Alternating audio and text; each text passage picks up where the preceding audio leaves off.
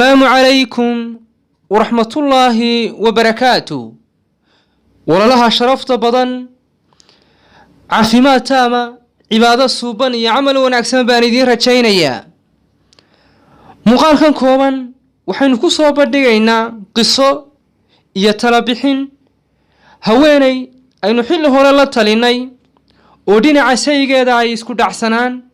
iyo family conflict dhexdooda u dhex yaalay oo aynu tala siinay arrintaana Ilaahay nagu guuleeyay oo gurigaasi xurguftii iyo dhibaatadii dhex taallay ay ka dhex baxday oo lamaana isjecel oo nolosha daadihinaya ay noqdeen ayaa arrin kale ay ku soo cusboonaatay arrintaas ay nooga qisooday oo waxay tiri marka anu wada joogna xaajigayga ama kulan gogoleed aanu leenahay ee aanu ku kulanno gogosha waxa dhacay tiri annagu oo ku dhex jirna ficilkii markaa goobta aanu nimi in uu ninku ka damo ama uu joojiyo hawsha isla markaana ninku inuu dhinac u dhaco oo ay hurta qabato arrintaas ayaa nagu soo cusboonaatay marka koowaad waxaan martigaaga ahay bay tiri bal inaad ii soo sheegto waxa sababi kara marka labaadna waxaad igula talinayso ayaan doonayaa bay tiri haddii aynu nimaadna taladeeda arrinta inta badan dhakhaatiirtu waxay dib ugu celiyaan 4 faktor oo waaweyn inay jiraan qaybta koowaad xubinka taranku xilliga uu markaa kacsan yahay tiftaafyada dhiiga qaada ee xubinka taranka dulmara oo xidhma ka bacdina sidaa uu ku tamo xubinku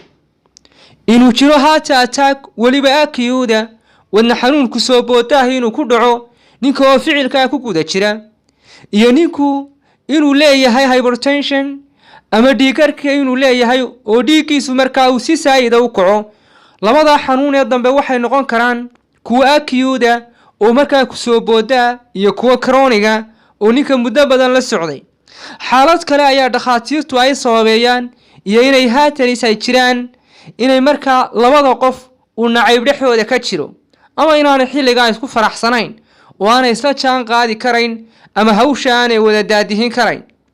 haddaba haddii aanu jirin nacayb dhexdiinaahi oo markaa labada qof ee ficilkaa samaynaya aanay isku faraxsanayn xanuunadaas ayuu iska baadhi doonaa wadaadku isagoo la xidhiidhaya dhakhtar si loo ogaado waxa rasmiga ah ee sababaya dhinaca kale waxa jirta oo aad u muhiima haweenaydu waxa quray awood u leedahay marka laga reebo xanuunada aynu tilmaamnay oo aan looga fursanayn in baadhis caafimaad la mariyo laakiin iyadu inay samayso diyaar garow saayida iyo sidoo kale inay samayso isku soo dhawaansho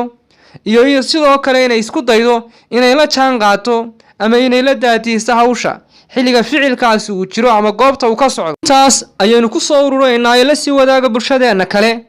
aynu jecel lahay muuqaaladeena inay ku soo xirmaan tala bixinta caafimaadka tala bixinta qoyska iyo tala bixinta arrimaha bulshada intaba. Assalaamu calaykum wa rahmatullaahi wa barakaatuh.